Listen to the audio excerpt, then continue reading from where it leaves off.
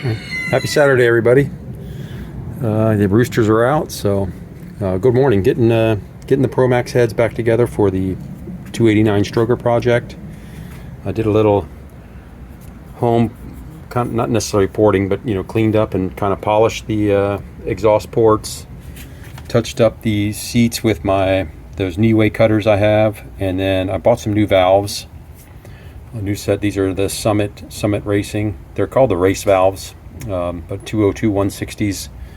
Actually for a small block Chevrolet, but they fit this application. So getting these back together, went through and made sure all the valves kind of bounce off the seats. I used the layout fluid to make sure the 45 was all set correctly and at a decent width, like 80 thousandths. I mean, I could probably try to get them a little tighter, but I'm fine with that. But anyway, getting these heads back together. Final assembly, the Lunati springs. We had to go with a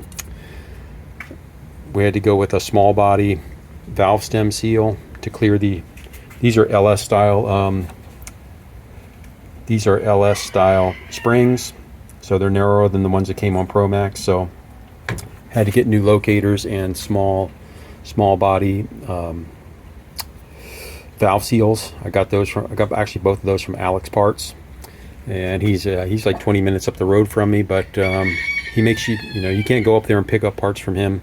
You have to mail everything, so that kind of stinks. You got to pay for the extra shipping when you can go pick it up. But nonetheless, just getting these back together. These are the Lunati springs that I had on my trick flows with the tool steel retainers.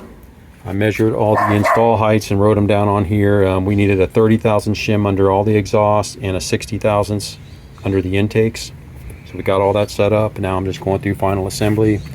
Cleaned everything up this morning with brake clean and through the parts cleaner here. So I'm going to throw these together, and then this part of the process will be done. And still waiting on the machine shop. It's been a month, so I'm going to reach out to them next week and see if I'm on the docket to get this balancing done, and then we can move on with the block there. I do have I was going to make a post, but I do have I got three different sets of main bearings I can use.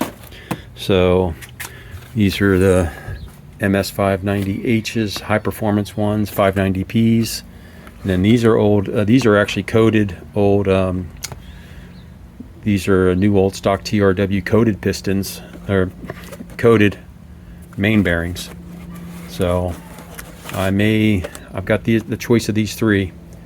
So obviously, maybe I want to do the 590H's, but I've got three sets to use there. So if anybody has used these TRW ones, let me know. MS 8031s, or I have the 590s, but we'll see how everything mics out.